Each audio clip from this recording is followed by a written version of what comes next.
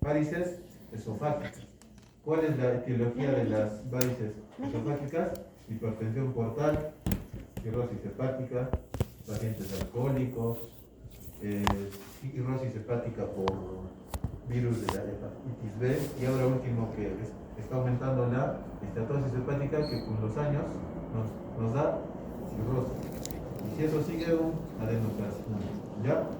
Otra que se da en los pacientes alcohólicos que tienen muchas arcadas y hay una disrupción o lesión en la línea gastroesofágica, el síndrome de Mallory-Weiss, ¿no? Ajá. También eso, ¿ya? O también, ¿no? Pólipos, cáncer y demás. Pero esos son los más comunes, ¿sí? El síndrome de Mallory-Weiss no está relacionado también a vómitos Arcadas y Ajá. vómitos También se puede repetitivos. relacionar Ahí. con bulimia nerviosa. Sí, también puede ser, ¿no? Pero también en los alcohólicos, ¿ya? Entonces, también vamos a ver por qué las heces serían amarillas. ¿Cuál sería la causa? No, sería verde. Amarillas, amarillas. Y las heces flotan, lípidos. ¿Cómo se llama eso? Esteatorrea, muy bien. Algo importante que no es de tipo patológico son las heces oscuras por el sucralfato o fármacos antianémicos, gestantes o pacientes que están siendo suplementados con sulfato ferroso. Tiende a oscurecer las heces y se asustan los pacientes. Entonces, si yo veo heces oscuras, primero tengo que descartar que sea una hemorragia digestiva alta y luego averiguo si está tomando algún tipo de suplemento, ¿no? Entonces, ¿alguien sabe qué es la acolia? Blanco, ¿no? No tiene color. Esa es blanca. Ajá. Y se da en los bebitos o recién nacidos que No es mi tienen carencia de vías biliares. O sea, la bilis no se elimina, ¿ya? Seguimos. Hemos visto la parte de color. Ahora vemos la parte de volumen. ¿Cuál es el volumen normal aproximado? De 150 a 250 gramos al día. Pero esto varía según la dieta. Si es que tienen una dieta vegetariana, aumenta el volumen. ¿Por qué? Porque se elimina gran porcentaje de esto, que es la fibra. Otros sería la ingesta de proteína que disminuye. ¿Ya? Entonces, la dieta vegetariana me da un poco más de volumen en comparación con la dieta de tipo proteica. ¿Ya? Y si es de tipo patológico es cuando es más de 1 litro. Es solamente un enunciado, ¿ya? Lo patológico. A veces no se cumple porque varía en el volumen y en la frecuencia con la consistencia. Entonces, ¿en qué patologías podría estar aumentado el volumen? Una de ellas es la enfermedad de Hirschsprung, que es cuando no hay ganglios o hay patología en el plexo entérico de Auerbach o de Meissner, en el colon, y el paciente no elimina las heces. Las heces se van acumulando y llega un punto en el que sí elimina, pero es en una sola tanda y es bastante. En el megacolon congénito, en la esteatorrea, fístulas gastrocólicas y en el síndrome de hipersecreción. ¿En cuáles disminuye? En los tumores del intestino grueso o del recto y en la constipación. Entonces ya sabemos un poco sobre el color, volumen. Ahora vemos la parte más importante, la consistencia. Para ello, cuando hagan su anamnesis y hablen con el paciente, en lugar de que en funciones biológicas en heces pongan líquido, semilíquido o duro y demás, tienen que usar esta escala, la escala de Bristol. Esta va desde el 1 hasta el 7, siendo el tercero y el cuarto lo normal. El 2 y el 1 son heces más consistentes cuando hay constipación y del 5 al 7 son más blandas. Entonces son de consistencia líquida. ¿Ya? Lo normal es esto. El uno y el 2 casi siempre se da en edades límite, por ejemplo en niños y en adultos mayores. Cuando vean pacientes que no defecan por 4 días a 5 días, casi siempre está en la edad, ¿no? En los pacientes pediátricos, en los bebitos o en los adultos mayores. Esto es porque hay mayor reabsorción de agua a nivel de intestino grueso. En cambio, si es del 5 al 7 es porque ha disminuido su consistencia. Posiblemente es una diarrea de tipo inflamatoria o infecciosa, en estos dos casos. Entonces, cuando hagan su historia, le ponen esta escala, ponen ese es Bristol 4, digamos, o sea, es normal. Digamos, es un paciente que viene por diarrea, Bristol 6, Bristol 5 o Bristol 7. Ya uno ve eso y ya se da cuenta, más o menos. Hay ciertas patologías inflamatorias o de tipo autoinmune que me causan diarrea de tipo inflamatoria, más no infecciosa. O hay patologías que me dan diarrea infecciosa, o bien por virus, por bacterias o por parásitos. ¿Ya? Debemos de distinguir. Ahora, sí. Doctor, y en caso de niños, por ejemplo, como dices, es más común que tenga el estreñimiento tipo 1, ¿no? No, el 2. El 1 ya es en casos graves, pero ahí hay que distinguir un poco, porque en el bebito que ha nacido recién, las heces son líquidas, son un poco pastosas, pero cuando ya tiene 6 meses, 7, 8, hasta los 5 años, ahí sí es la edad en la que hay mayor incidencia. Pero como la dieta del bebé es solamente la leche, las heces son pastosas, pero las heces son de color amarillo, sin moco y sin sangre. Digamos, el bebito lacta al día unas 10 veces, va a ir al baño el bebito 10 veces, ¿ya? A no ser que sean heces con moco o con sangre, eso ya nos indica que es de tipo infeccioso. Quizás una diarrea disentérica. Pero también hay que distinguirlo de las acuosas, que es cuando es más líquido, ¿no? Porque el bebé es un poco pastosito, pero es amarillo, doradito. Cuando es verde, oscuro o con sangre, sí hay que tener cuidado, ¿ya? Pero en el caso, por ejemplo, de un niño de 3 años, por ejemplo, yo tengo mi hijita, ¿Ya? y sus heces son del tipo 1. ¿Ya? Por más de que se le cambie la dieta, o sea, con más fibra o no sé, se le cambia la dieta, siempre es de tipo 1. O sea, es considerado anormal, así mismo. No.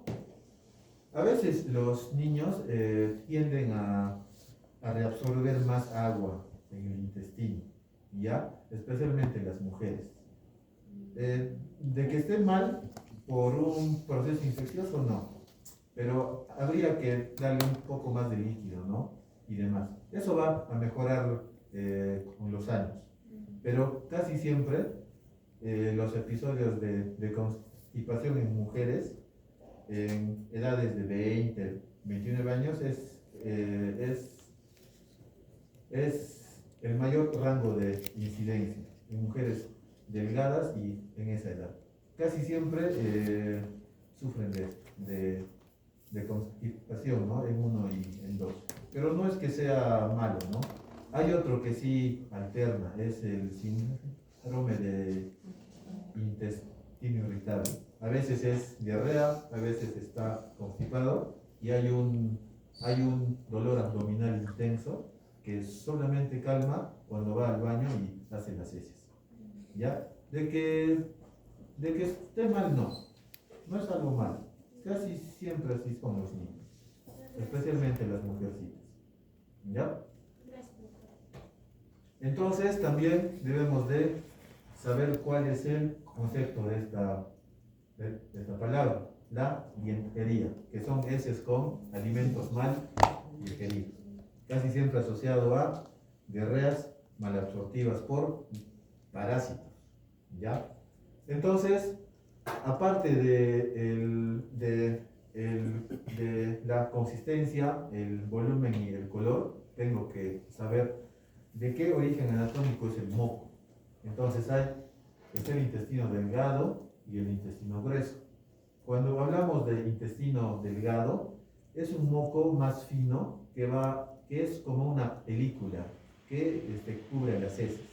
En cambio, el intestino grueso son acumulaciones como si fueran grumitos y son un poco más blancos, ¿ya? Esto nos da una aproximación, ¿no? A diarrea de tipo funcional o diarrea de tipo inflamatorio, ¿ya? Entonces, aquí vemos una diarrea de tipo inflamatorio infeccioso. ¿Por qué? Porque hay moco y rastros de sangre. Entonces es una diarrea de tipo disentérica, ¿ya? Cuando es acuosa, no hay sangre. Entonces, en el examen de heces vamos a ver cómo es el químico, el microscópico, si hay microorganismos o también el coprofuncional. Entonces, vamos a la microscopía. Cuando vemos los leucocitos es porque hay origen de tipo inflamatorio, ya sea de tipo infeccioso o por algún otro elemento externo, ¿no? En este caso. Entonces, debemos de distinguir cuál es la línea celular y el origen posible. Si fuera polimorfonucleares, la mayoría de veces está asociado a bacterias. Si es mononuclear, a virus. Pero hay cierto tipo de bacterias que nos dan mononucleares. Averiguan eso, ¿ya? Entonces, cuando hay polimorfonucleares, pero de tipo eosinófilo, casi siempre es por parásitos, ¿ya? Como vemos en esta imagen. Entonces, si hubiera diarrea y en el examen inflamatorio hay predominio de eosinófilos, ¿cuál sería mi resolución diagnóstica? Parásitos, ¿no?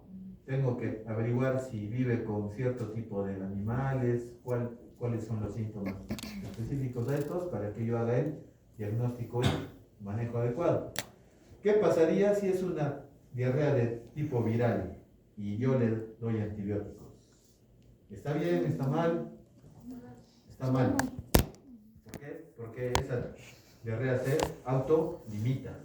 No necesita antibióticos, solo manejo sintomático. O sea, hidratarle, bajarle la fiebre, ¿no? En ese caso. ¿Ya? Entonces, vamos al examen bioquímico. Vamos a ver algo importante porque este nos va a ayudar a diferenciar la enfermedad inflamatoria intestinal de la colitis ulcerosa y la enfermedad de Crohn, ¿no? Y diarreas de más de un mes. Entonces, la calprotectina fecal, esta va a ser segregada, ¿no? por los polimorfonucleares. Y el valor normal es que sea debajo de 50. Entonces, va a haber menor de 50, de 50 a 200 y mayor a 200. ¿Cuáles son las patologías que yo puedo asociar a un valor menor a 50? El síndrome de intestino irritable. ¿Cuáles son las patologías que yo puedo observar con valores mayores a 200? Enfermedad inflamatoria intestinal. ¿Cuáles son esas? Las dos más importantes: colitis ulcerosa y enfermedad de Crohn. A su vez, diarreas de larga data, diarreas de tipo crónico, ¿no? Más de un mes. ¿Y cuáles son las patologías que están inmiscuidas en este rango? De 50 a 200, igual. Estas, pero están en remisión o en poca actividad, ¿ya? Entonces, con este examen yo puedo ayudarme en el diagnóstico de la enfermedad inflamatoria intestinal, colitis ulcerosa o enfermedad de Crohn. ¿Ya? Borramos esto y vemos lo que sigue en la diapositiva.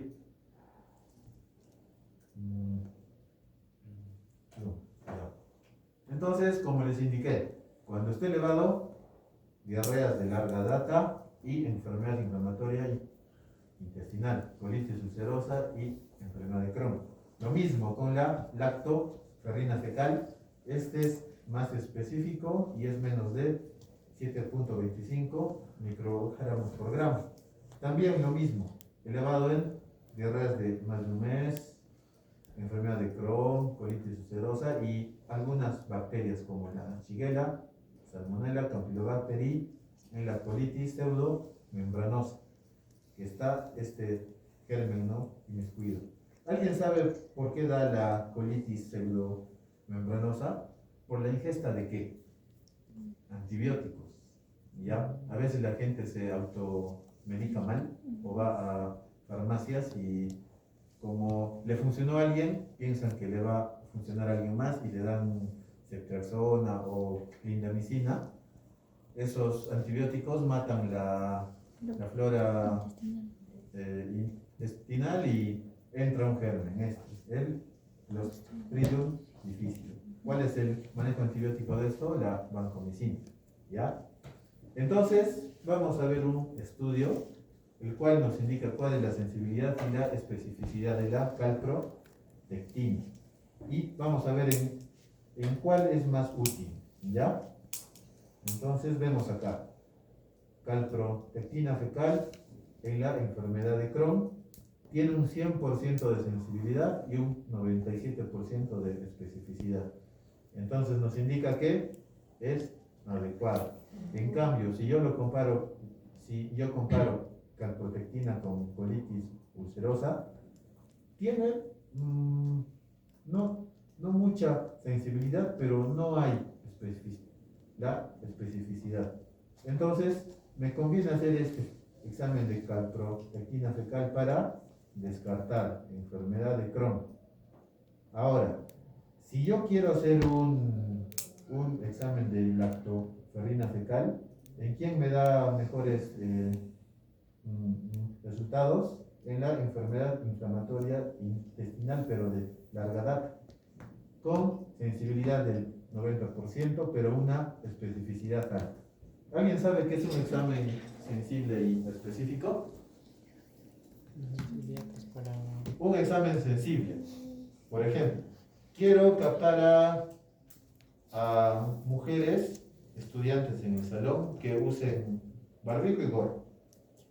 Un examen sensible. O sea, me capta a todas. Pero uno específico es que le da una característica que solamente tiene esa persona. Entonces, mujer estudiante con barbijo, con gorro y que tiene un gato siamés. Solo uno, digamos, por ejemplo. Entonces ahí yo estoy siendo más específico. Sensible capta a muchos con características similares, pero la especificidad busca algo que es característica en esa persona o enfermedad. ¿Querías decir algo, Fabio? Sí, justo nos explicó en la anterior clase. Básicamente, el sensible nos va a decir si es que tiene o no, y el específico nos va a contabilizar cuánto es lo que tiene. Algo así. Descartar. O sea, el sensible me da enfermos o me da resultados positivos de los enfermos, buscando todas las características, pero el específico me descarta. Me descarta porque ese solamente busca algo único en esa enfermedad. Digamos, cuando yo quiero descartar una trombosis venosa periférica, uso el dímero D. Si es que sale negativo, me descarta. Pero si sale positivo, sí me abre la posibilidad. Entonces es un examen específico. ¿Ya? Vamos a la siguiente. Entonces, otro examen físico-químico que me ayuda en ciertas circunstancias es el pH, de acuerdo a la dieta o a la infección de ciertos microorganismos. Entonces, si yo tengo un pH ácido, puede que sea por una ingesta abundante de carbohidratos o que el paciente tenga una enfermedad, por ejemplo, una intolerancia a la lactosa, un bebito o alguien adulto y va a generar un pH ácido porque hay abundantes carbohidratos. O en las infecciones por amebas, estas me dan un pH bastante ácido. Si lo comparo con algo básico es porque es ingesta abundante de proteínas. Pero si lo quiero asociar a una infección, la Shigella me da un pH básico. Entonces, ¿qué hago? Si yo no tengo un examen, o yo en mi centro de salud o en el puesto o donde esté, quiero usar el microscopio salud o quiero hacer una orden al técnico y no está o no hay la logística y yo sospecho de una infección por amebas, una entamueba histolítica, tengo la posibilidad de acercarme al diagnóstico haciendo un examen de pH. O tengo un bebito que es intolerante a la lactosa. No tengo un examen físico-químico para ver los cuerpos reductores en heces. Hago un examen de pH y me sale ácido, que es característico de esto. Entonces, tengo que usar todos los exámenes para que me ayuden, ¿no?, a acertar en el diagnóstico. ¿Ya? Vamos a la parte más importante, sangre en heces, y esto lo van a ver en semiología, en la parte de digestivo o medicina interna en gastroenterología. ¿Qué es melena? Heces de color negruzco, de tipo alquitrán, pastosas, asociadas a hemorragia digestiva, úlcera péptica, varices esofágicas, esta es por Aines, Helicobacter pylori, síndrome de Mallory-Weiss y demás.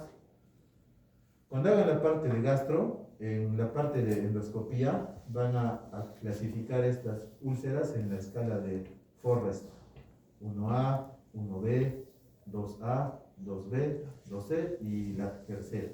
¿Ya? Un poco como de adelanto, la 1A es sangrado activo o arterial o sangrado chorro.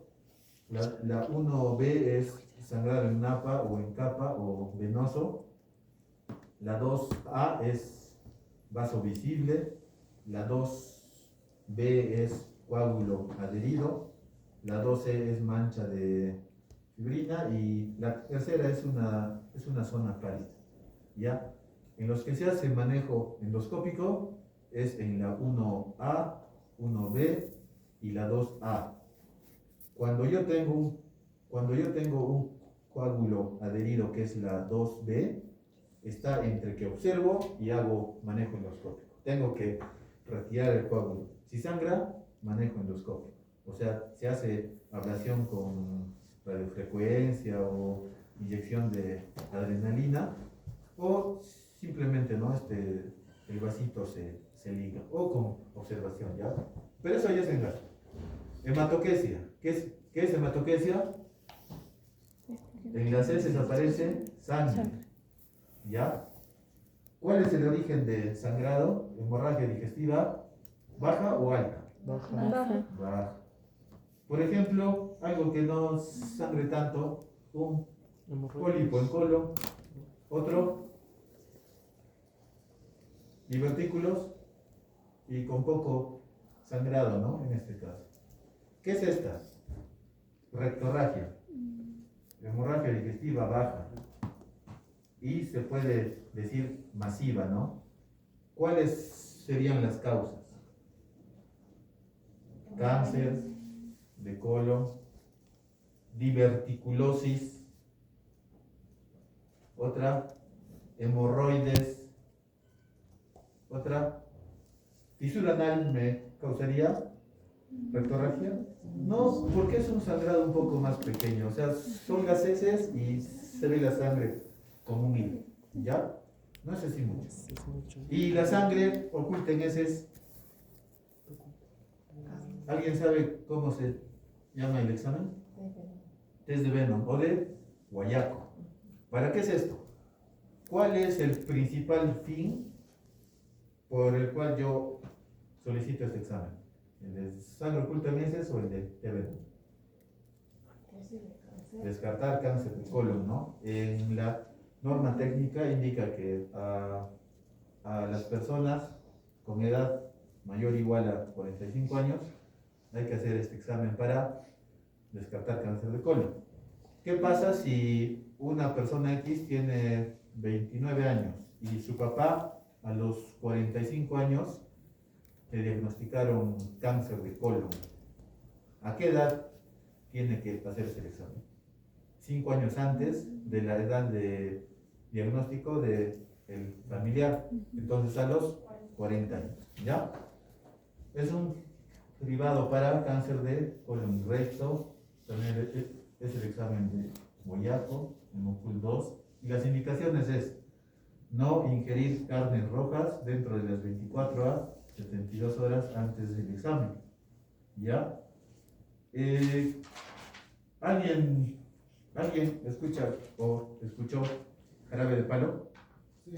Ya, el cantante Pau Donés tuvo cáncer de colon, ya, y a él se le detectó a esa edad, ¿no? Aproximadamente, ¿ya? Son las indicaciones, tiene buena sensibilidad, mayor o igual a 95, y especificidad, mayor o igual a 95.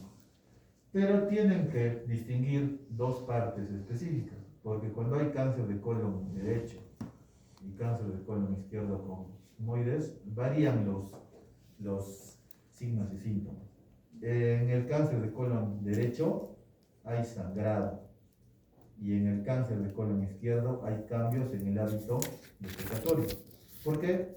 Porque el cáncer aquí en esta zona se está desarrollando hacia la luz y hace que las heces salgan encintadas o en láminas, porque disminuye la luz del colon. Pero en el derecho hay sangrado, ¿ya? Acuérdense de eso. Bioquímico. ¿Qué es esta correa, chicos?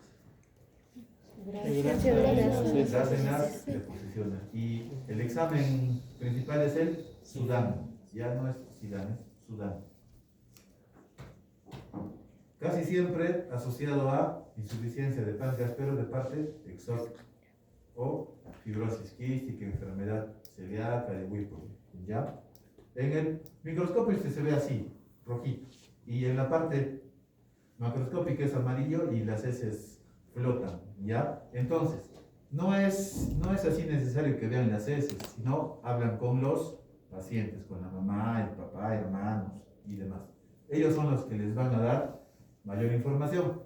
Acuérdense que cuando tengan pacientes y tengan la posibilidad de hacer el diagnóstico, ellos vienen casi siempre por ellas, por enfermedad diarreica aguda, y son los niños. Entonces, si es que se llevan bien con los papás y hablan bien con ellos, pueden llegar a un mejor presunción, ¿no? En este caso, sin necesidad de hacer los exámenes, ¿ya? Pediatría es atender al papá, no al hijo, ¿ya? Esta de acá, correa, es cuando hay proteínas en las heces que no están digeridas, ¿no? Por insuficiencia pancreática. Amilorrea es cuando hay un aumento en el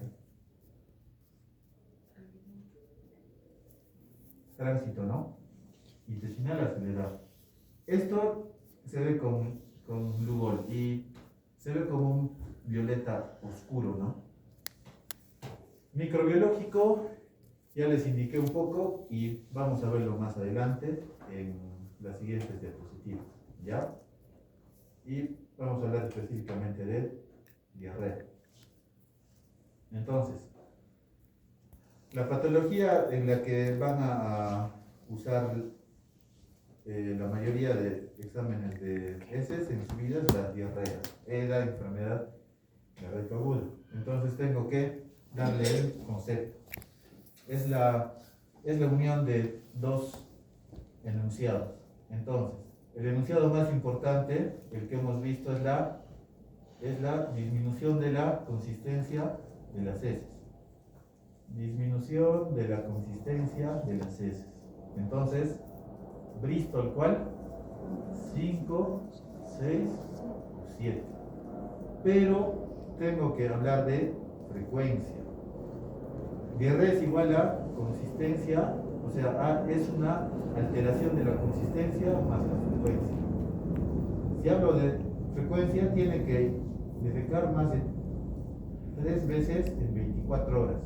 Pero Bristol 5, 6 y 7.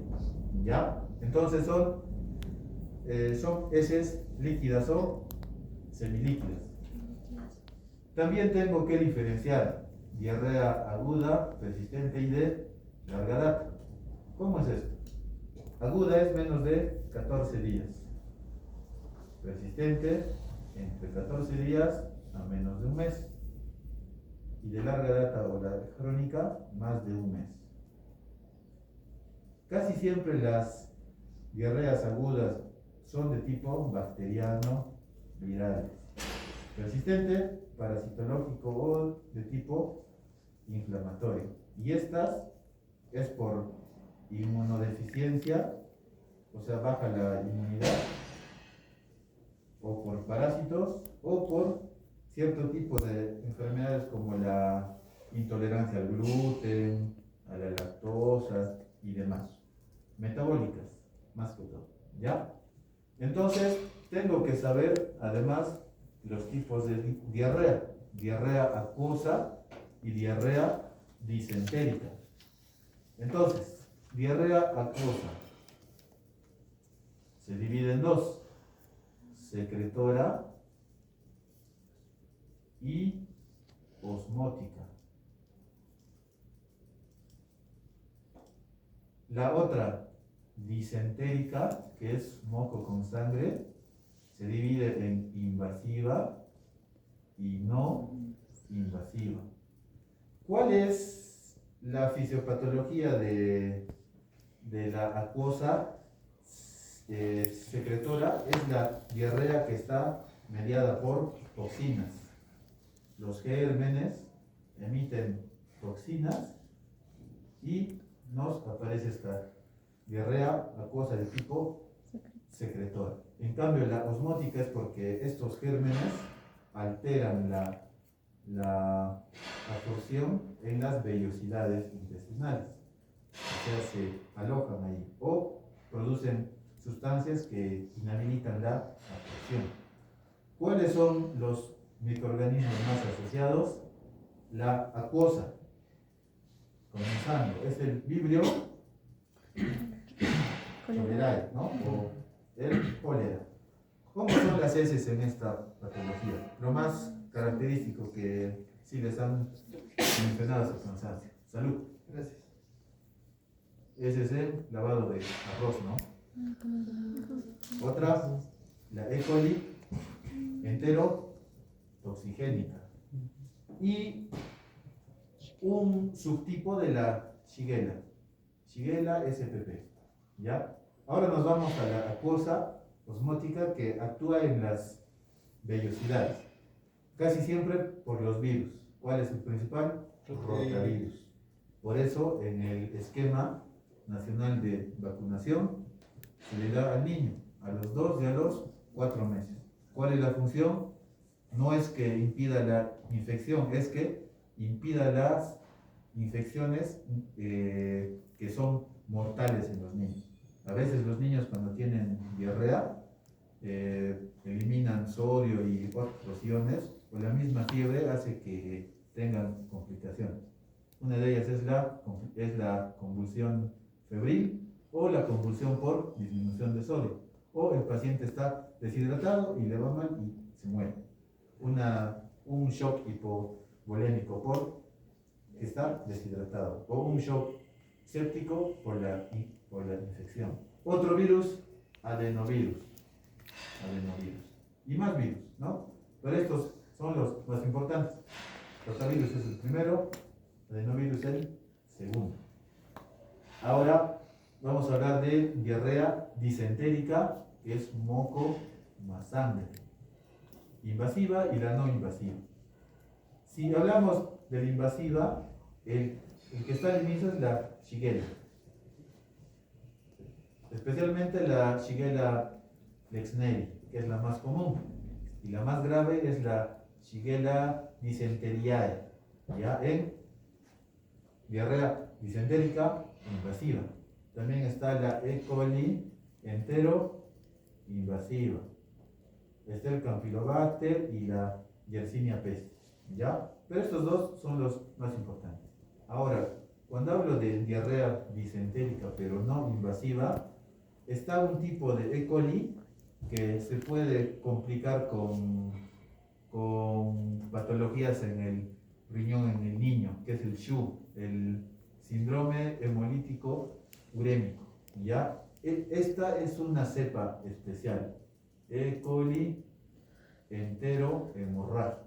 No sé si han escuchado el O157H7.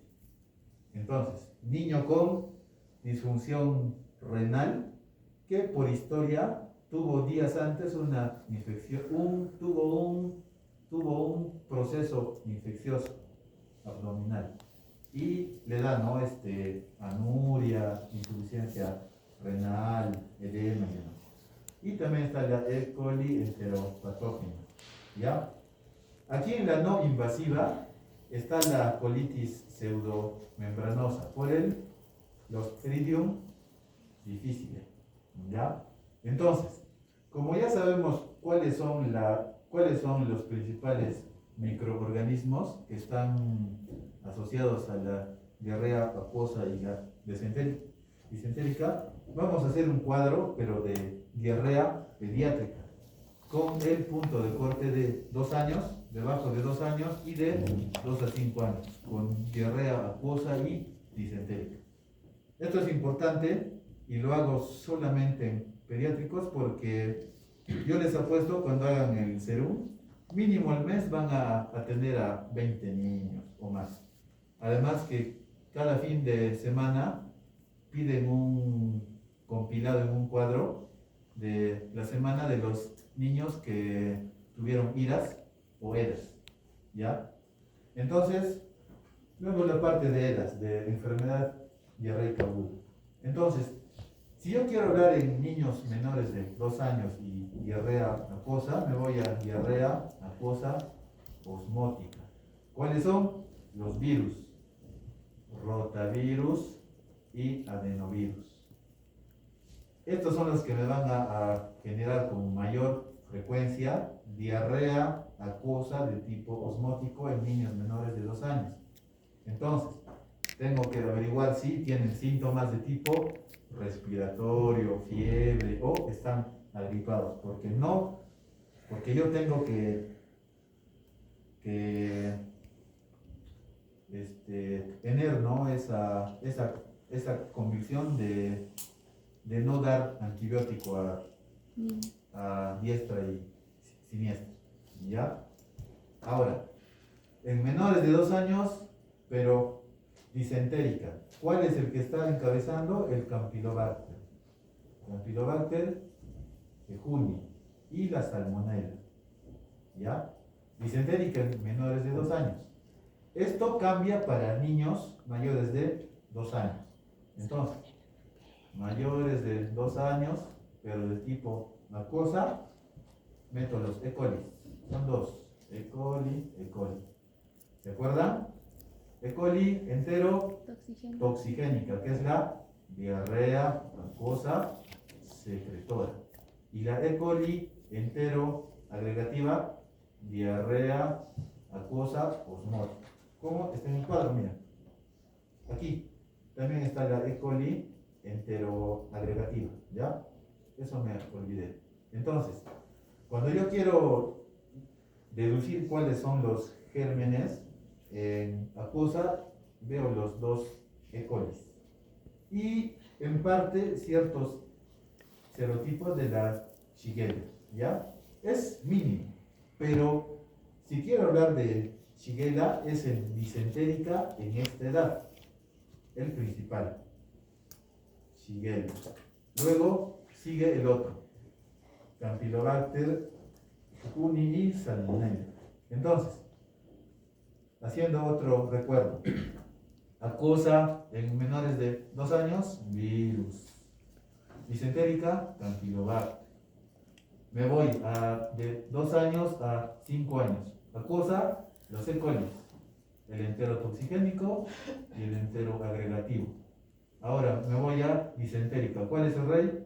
Shigella. Luego sigue Campylobacter y Salmonella. ¿Ya? Entonces, si yo no tengo laboratorios, examen, nada, y lo único que yo tengo es una hoja con mi lapicero y hablar con la mamá, tengo que recordarme eso. ¿Ya? Hay algunos lugares en los que no hay ningún tipo de examen. Entonces, por anamnesis y por epidemiología, tienen que sacar su diagnóstico y manejo. Y lo más importante, examen físico. ¿Ya?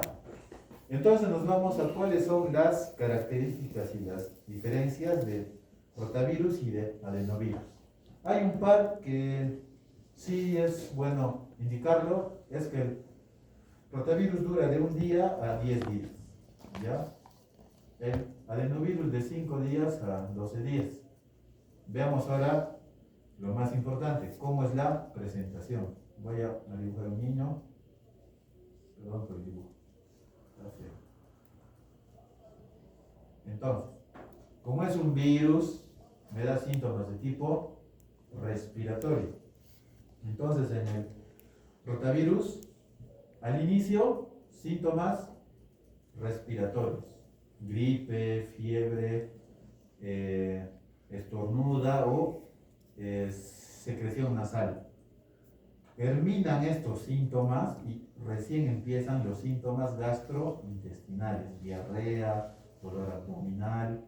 La fiebre puede seguir, pero si yo lo quiero comparar con adenovirus, esto es al revés, o no es al revés, sino que es la unión de ambos, 1 y 2 al mismo tiempo, síntomas respiratorios y gastrointestinales al mismo momento, ¿ya? Entonces yo puedo diferenciar.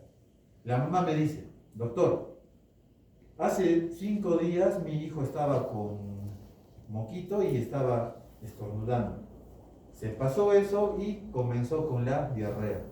Entonces, puede ser rotavirus. Pero, ¿qué pasa si dice, doctor, hace 2 días mi hijo tiene fiebre, moco, está estornudando y también diarrea al mismo tiempo?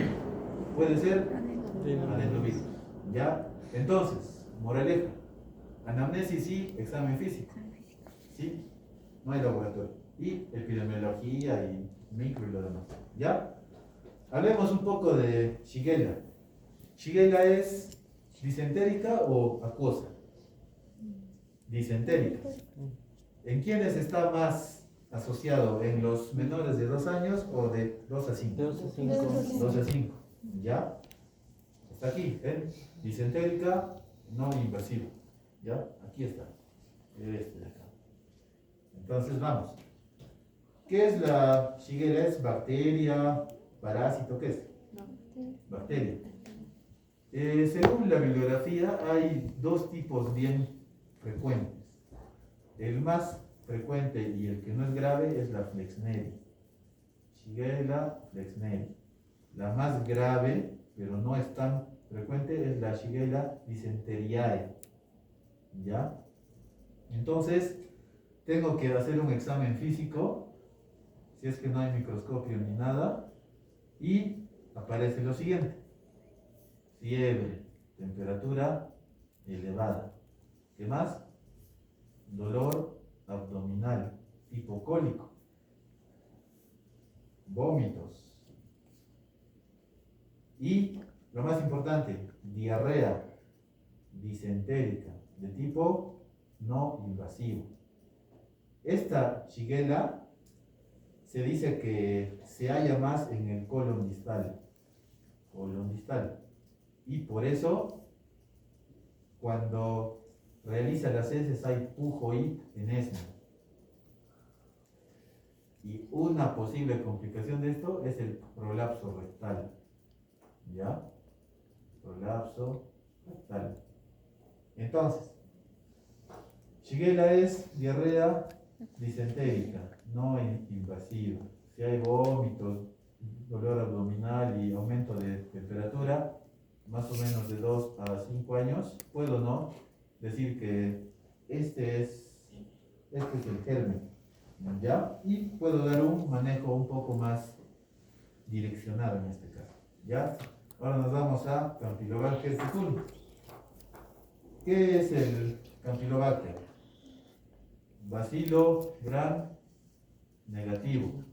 Y es una diarrea disentérica. ¿En quiénes? Menor de 2 años. Menores de 2 años. Es por frecuencia. No es que solamente sea en esa edad, sino puede aparecer en otras edades más avanzadas, pero la mayor frecuencia es en esta edad. ¿Ya? Aquí hay dos, el Campylobacter jejuni, que es el más frecuente, y el Campylobacter fetus, que es en recién nacidos, pero es bien raro, no es muy común. ¿Ya? Algo importante que deben de averiguar en la anamnesis y demás es el reservorio en aves. Entonces, señora, ¿usted en su casa tiene pollos, gallinas o aves? Sí, puede que sea Campylobacter jejuni. ¿Cuál es una de las posibles complicaciones de esta? Paciente deshidratado. O también el SHU, el síndrome hemolítico urémico. O algo más grave que estaba hace meses de moda, el síndrome de Guillain-Barré, ya que es una respuesta por anticuerpos a la mielina de las conexiones nerviosas. ¿Ya? Entonces, algo importante también, algo que me da que es un examen sensible y específico, es la lactoferrina fecal. ¿Ya? También me ayuda en este caso. ¿Listo? La intolerancia a la lactosa. ¿Cuáles son los síntomas? Recién nacido o persona adulta con dolor abdominal intenso, heces líquidas. Entonces un Bristol 7. Hay distensión abdominal cuando ingiere esos alimentos y eritema perianal, ¿ya? Porque esa zona está bien humedecida y demás. En cuanto al laboratorio, como les he indicado, usamos el pH. pHI, cuerpos reductores en heces. Cuerpos reductores positivos. Si es una diarrea por intolerancia a la lactosa, ¿cómo está el pH? ¿Básico o ácido? Ácido porque hay aumento de carbohidratos. ¿Ya? ¿Listo? Solo eso. ¿Cuál es el manejo? Cambiar los alimentos sin lactosa. No es que dé antibióticos ni nada de eso. Solamente hábitos alimenticios.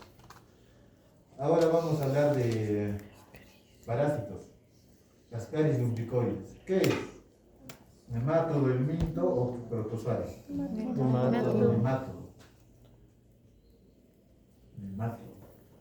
Con uno más oscuro. Ya. ¿Cuál es lo común en este? La diarrea. ¿De qué tipo?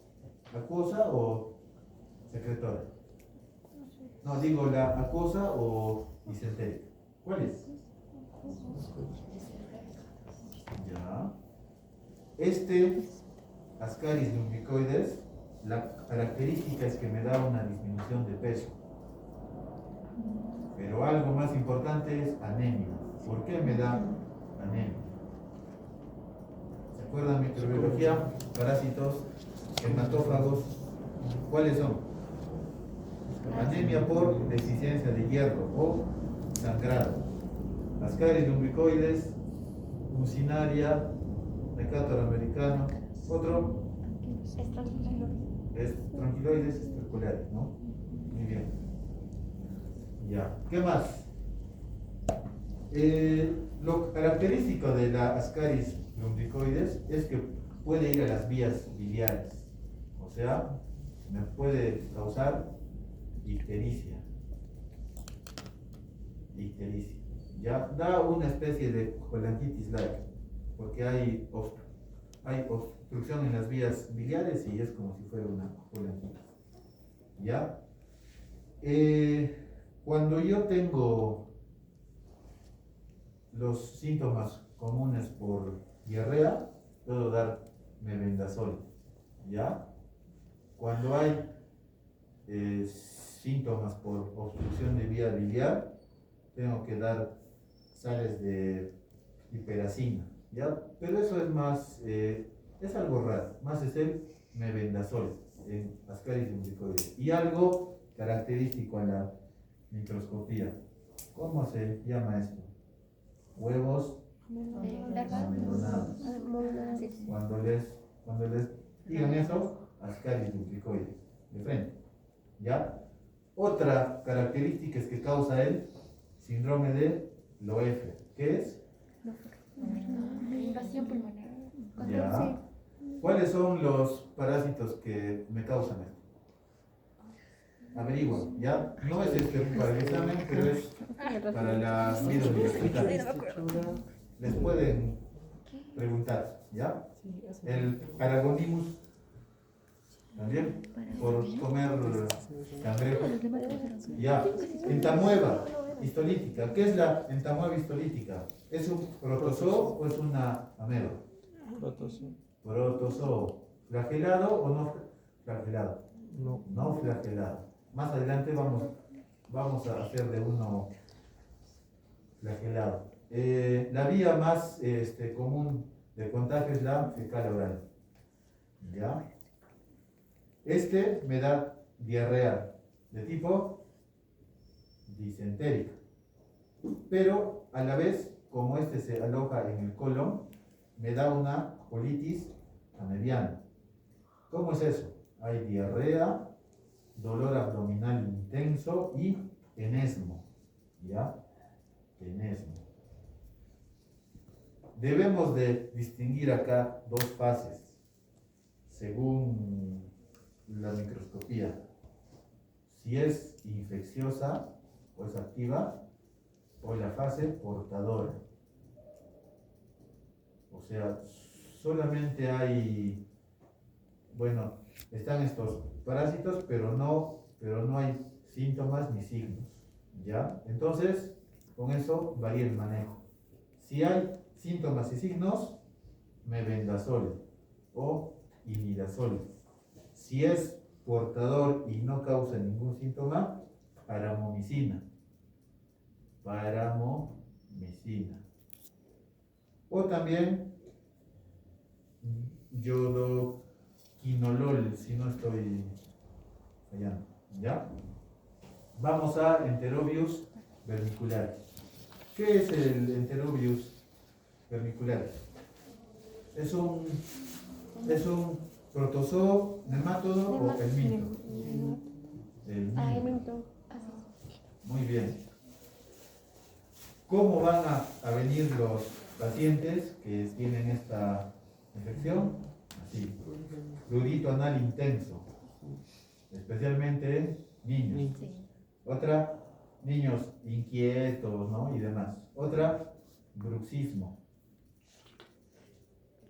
¿En qué horario es más frecuente? En la noche. En la noche. Muy bien. ¿Cuál es el examen que yo solicito? Desde grasa. ¿Cómo es la indicación que le darían a la mamá? A ver, ¿algún voluntario? Actúa. Señores. ¿Quién quiere hacer? ¿Quién quiere?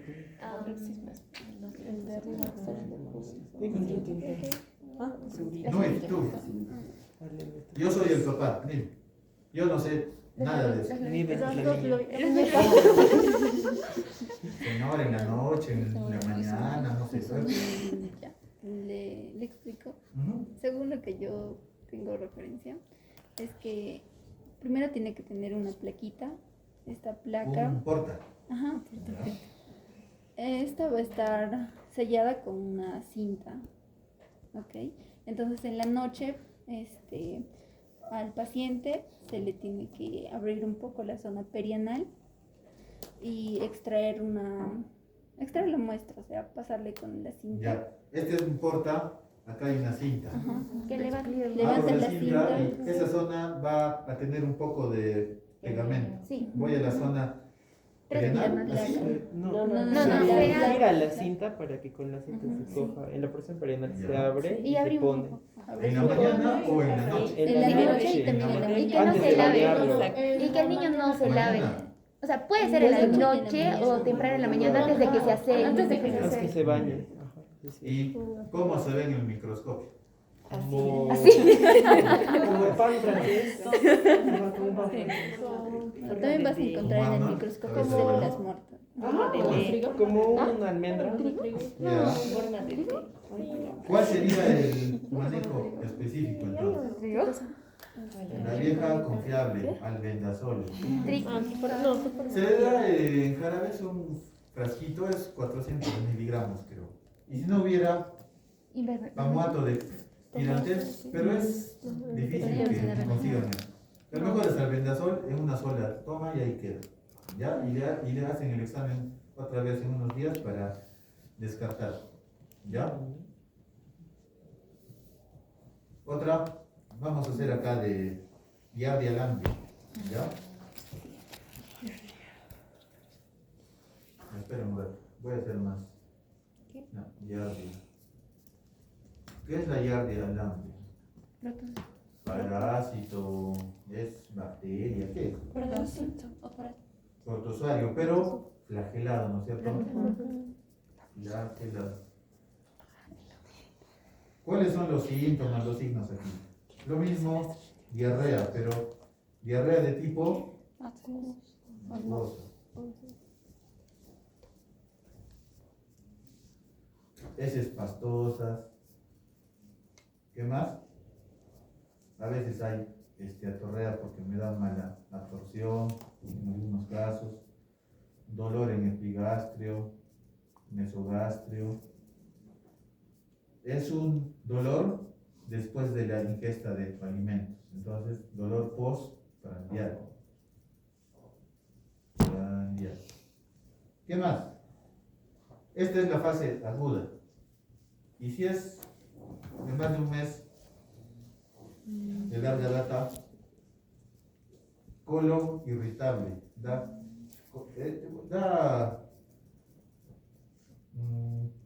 colitis, ¿ya?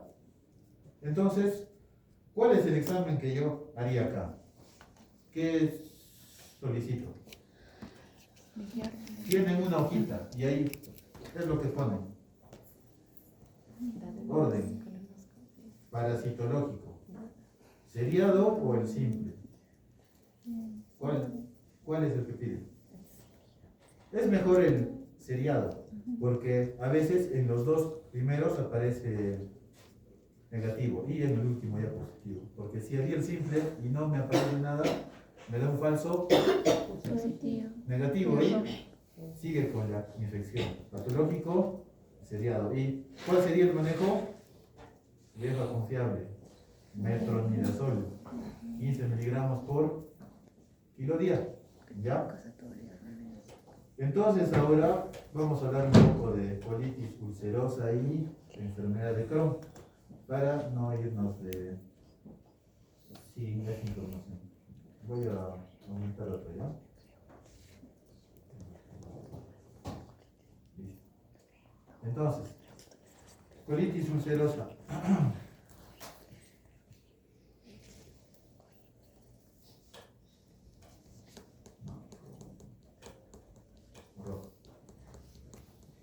Colitis ulcerosa y enfermedad de Crohn.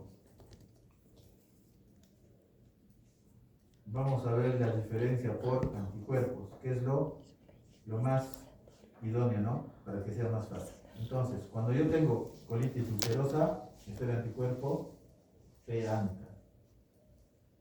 Cuando tengo enfermedad de Crohn, es el ASCA. Vamos a la parte anatómica. ¿En qué zonas aparece? Colitis de colon. Entonces, solamente está en el colon y en el recto. Nada más. En cambio, la enfermedad de Crohn es más amplia. Desde la boca hasta la zona anal. ¿Ya? Vamos a la parte morfológica de las úlceras. Como es solo una parte pequeña, las úlceras tienen forma de sacabocado. Sacabocado. En cambio, en la enfermedad de Crohn es lineal, abarca más extensión. Úlceras serpentiginosas, o también algunos le dan la impresión de úlceras en empedrado, cuando se hace la endoscopía, empedrado. Ahora vamos a la parte histológica. ¿A qué capas afecta? La colitis ulcerosa a la submucosa y la mucosa. En cambio, la enfermedad de Crohn, todas las capas. Todas las capas. Ven que la enfermedad de Crohn abarca más, ¿no? Sí. Desde la boca hasta el ano, es lineal, empedrado y todas las capas. Algo que también es bueno saber es que también estas están asociadas a otro tipo de enfermedades de tipo neoplásico. Entonces, la colitis ulcerosa al colangiocarcinoma. Colangiocarcinoma. En cambio, la enfermedad de Crohn, adenocarcinoma, con más frecuencias del intestino delgado, o linfomas. Algo importante que van a ver en el curso de gastroenterología o reumatología, estas dos enfermedades también están asociadas a patologías de tipo reumatológico o inmune. Y uno de los exámenes o características para ver si tiene una alta actividad, es leve, moderado o severo, es la diarrea. ¿Cuánto es la cantidad de veces al día que haces? ¿Ya? Eso es en gastro, pero lo más importante y lo más característico es esto: la parte de anticuerpos, la distribución anatómica, cómo es la úlcera, cómo es la parte histológica y a qué tipo de neoplasias está asociado esto. ¿Ya? ¿Alguna duda de esto? ¿No? Listo. ¿Qué es lo que les ha llamado más la atención cuando han hecho teoría de examen de hecho?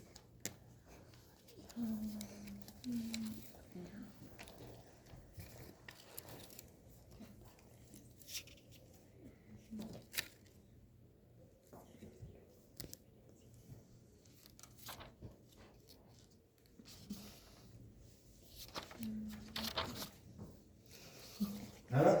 ¿Todo bien? Ya. Para el siguiente examen de ya voy a hablar con Félix y él me va a decir si es que el lunes es su examen para que también sea el examen, ¿no? ¿Cómo es el examen? ¿Pasan de 2 en 2 o de 4 en 4?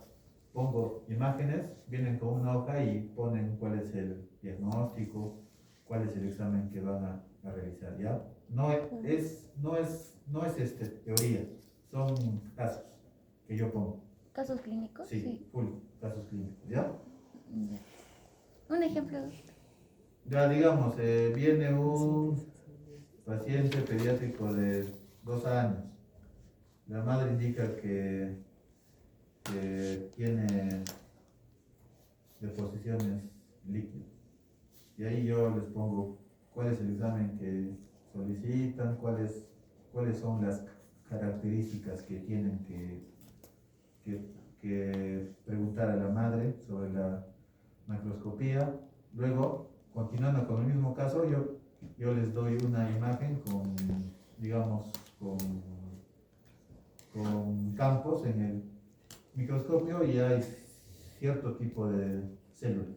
Como ya han hecho histología, biología y demás, saben cómo son los eosinófilos, mononucleares, todo. Dependiendo de eso, llegan al diagnóstico. Algo así va a ser, ¿ya? Estudien bien. Y el examen de orina va a ser con la tira, con los leucocitos, hematíes y demás. ¿Ya? ¿Nos va a dar la tira?